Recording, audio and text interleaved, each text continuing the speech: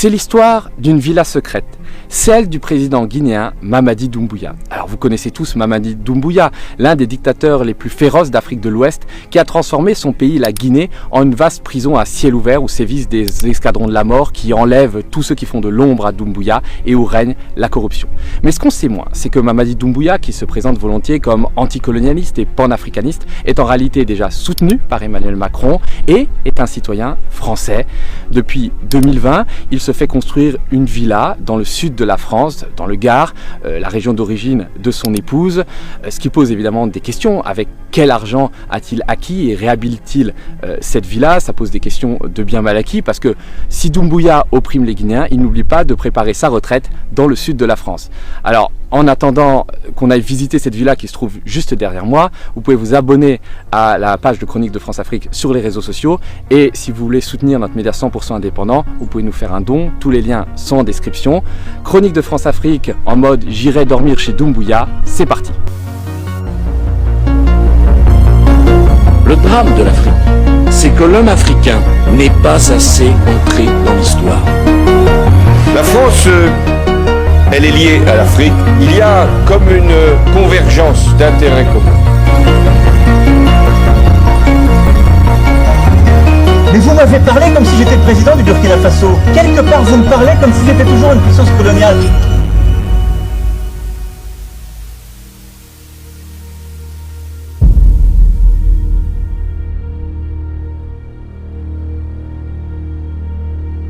En général, les dictateurs africains aiment s'acheter des duplex à Paris ou des hôtels particuliers à Neuilly. Mamadi Doumbouya, lui, a choisi un coin de campagne dans le sud de la France, au pied des Cévennes. On a donc pris le train, et la première chose qu'on a faite en arrivant sur place, c'est d'aller consulter à la mairie le permis de construire de son pied-à-terre.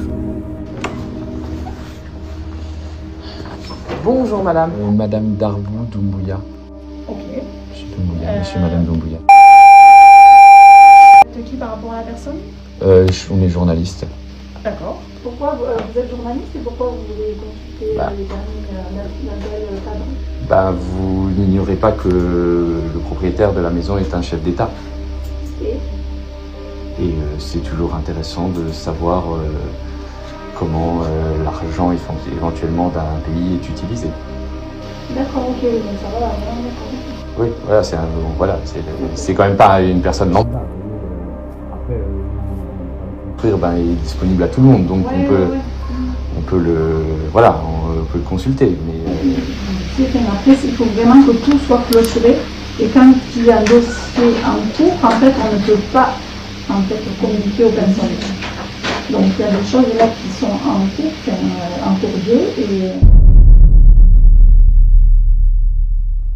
Bon, je crois qu'on s'est fait un peu jeter de la mairie. Tu vois, ce qui n'est pas très normal, c'est que normalement, n'importe quel citoyen, n'importe quel kidam peut consulter n'importe quel permis de construire. On n'a pas à justifier pourquoi ni comment.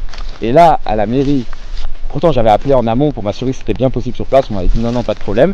Et là, on arrive, on donne le nom de Doumbouya Darbou. Et il y a un froid qui s'est installé, le masque est tombé, tout d'un coup il fallait remplir des papiers, justifier mais pourquoi vous êtes là. Donc on sent que c'est quand même un peu compliqué. Donc bon, on va faire la demande après, mais là on va pas désarmer, on va aller voir la fameuse maison du président guinéen. Sauf que le problème c'est qu'on n'a pas de permis. J'ai 35 ans et toujours pas le permis, et jamais su rien faire à part embêter les gens, donc on marche. Et on galère.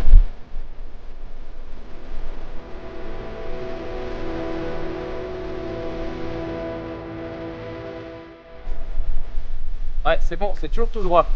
Ah, vraiment, on s'est paumé. Ça nous rajoute 3 km pour arriver jusqu'à sa maison. Les mecs sont journalistes d'investigation, ils ne savent même pas se repérer sur Google Maps.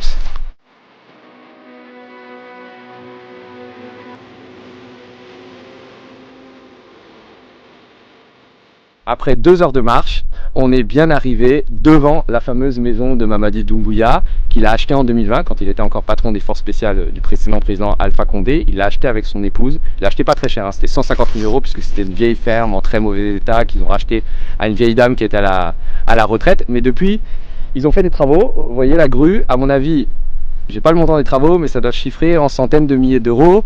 Le tout financé par le contribuable guinéen. On se demande où passe l'argent des mines guinéennes. et passer juste là. Après, finalement, c'est assez raccord à ce qu'est Doumbouya, puisque Doumbouya, il a vécu pendant très longtemps en France. Il a d'abord été videur de boîte de nuit aux Pays-Bas, et puis il s'est engagé dans la Légion étrangère française. Même juste avant de devenir président, il était domicilié dans une caserne de gendarmerie dans la Drôme. Donc finalement, c'est quelqu'un qui a des attaches très fortes avec la France, ce qui explique aussi le soutien que lui apporte Emmanuel Macron. Donc là, on a vu qu'il y avait des ouvriers qui travaillaient. On va aller quand même essayer de poser 2-3 questions et de voir de plus près la villa.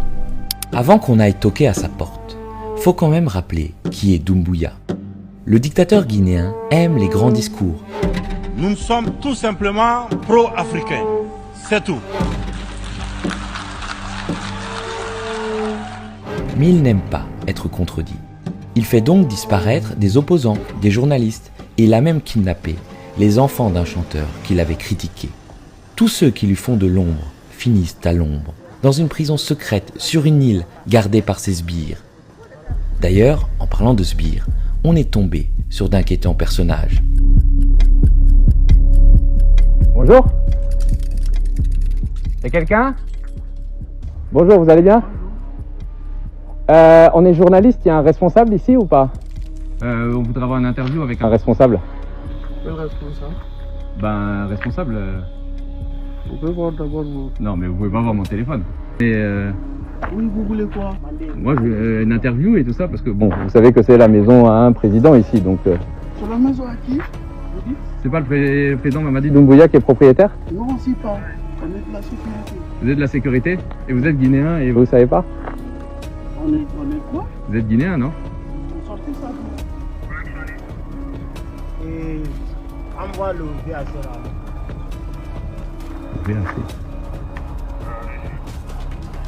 C'est bien, fait un colonel. C'est bien, fait un colonel. Monsieur, Oui, s'il vous plaît. oui. Bon, la sécurité du Home Sweet Home de Doumbouya a commencé à être vraiment menaçante. Alors, on a préféré prendre la tangente. Mais les vigiles nous ont poursuivis en voiture. Hein? Fais gaffe, hein. Vous n'arrêtez pas du coup, vous mettez là. Bah, tu me poursuis. Tu me suis. Ah bon? Et là, tu fais quoi? Je te suis pas. Bah alors, vas-y. Parce que tu m'as pris en compte. J'ai pas pris en image, avance. La gendarmerie du coin a quand même fini par intervenir. Mais surprise, elle ne s'est pas rangée de notre côté. Vous comprenez que c'est un peu dérangeant, on est journaliste en fait. Et ces messieurs nous suivent de manière menaçante. Et vous savez que c'est la maison du président guinéen. Quand même, c'est encore plus litigieux. Alors, non, c'est pas encore plus litigieux. Là, ce qui est litigieux, c'est voir, et surtout qu'ils nous suivent de manière menaçante et tout ça, c'est inacceptable. Bah, le problème, c'est que c'est leur métier, quoi. C'est leur métier de quoi? Ah, de Ah, suivre les gens, non. Voilà. Et éventuellement, quand il y a Du moment où ils pensent une menace, une menace, on est journaliste, on est venu, on s'est présenté.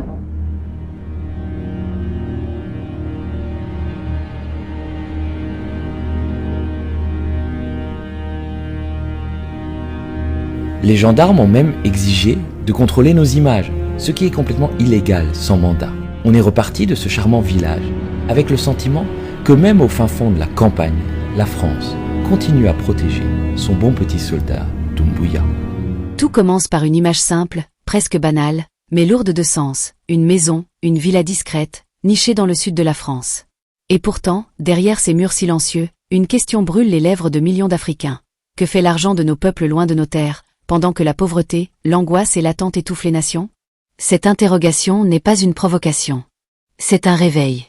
Un réveil brutal, mais nécessaire. Les propos rendus publics par le journaliste d'investigation Thomas Dietrich s'inscrivent dans cette logique d'alerte citoyenne. Ils ne sont pas des verdicts judiciaires, mais des éléments d'enquête, des faits présentés comme tels, qui interrogent la cohérence entre les discours politiques et certaines pratiques supposées. Selon ces révélations, le président de transition guinéen Mamadi Doumbouya serait propriétaire d'un bien immobilier en France, acquis avant son arrivée au pouvoir, mais faisant l'objet de travaux importants. La question centrale posée n'est pas celle du droit de posséder, mais celle de l'origine des ressources, dans un pays où les attentes sociales restent immenses.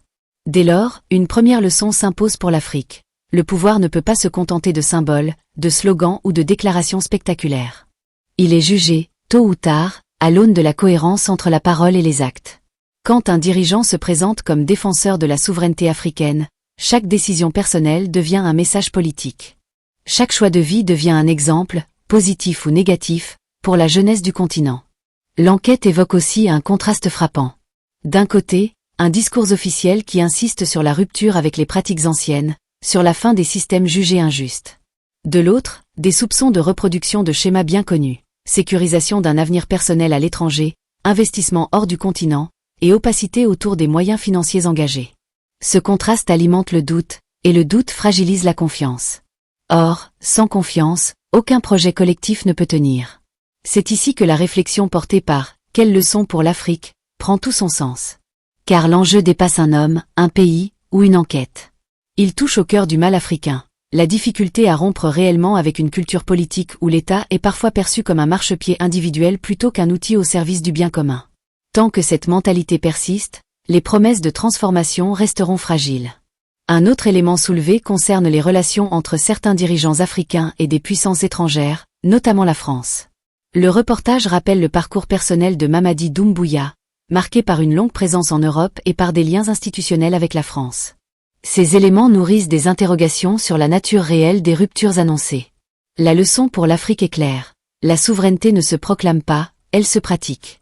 Elle exige transparence, indépendance réelle dans les décisions, et responsabilité vis-à-vis des citoyens. Lorsque des journalistes disent rencontrer des obstacles administratifs inhabituels ou des résistances là où la loi prévoit la transparence, cela soulève une autre question fondamentale, celle de la liberté d'informer. Une démocratie solide, ou même une transition crédible, ne craint pas les questions. Elle y répond. Elle comprend que la critique n'est pas une menace, mais un outil d'amélioration. L'Afrique doit tirer de cela une leçon de maturité politique. Protéger l'image d'un dirigeant ne doit jamais primer sur le droit du peuple à savoir. Il est aussi important de rappeler que les accusations doivent toujours être traitées avec prudence. Le rôle du citoyen conscient n'est pas de condamner sans preuve judiciaire, mais de refuser l'indifférence. S'interroger n'est pas insulter. Questionner n'est pas déstabiliser. Au contraire, c'est participer à la construction d'un espace public plus sain. C'est ce que cette affaire invite à faire, réfléchir, analyser, comparer, sans passion aveugle ni rejet systématique. Enfin, cette situation renvoie à une réalité plus large. L'immense richesse du continent africain, notamment minière, contraste violemment avec les conditions de vie de nombreux citoyens. Lorsque des soupçons émergent sur l'utilisation de ces ressources, même indirectement, ils ravivent une douleur collective. La leçon pour l'Afrique est douloureuse mais essentielle. Tant que la gestion des ressources ne sera pas exemplaire, tant que les dirigeants ne vivront pas comme leur peuple espère vivre, la fracture restera ouverte. Ce premier volet nous conduit donc à une prise de conscience. Le combat pour une Afrique juste ne se limite pas à changer des visages au sommet. Il exige un changement profond de comportement, de valeurs et de rapport au pouvoir. Et ce combat commence par le regard lucide que nous posons sur nos dirigeants, quel que soit leur discours.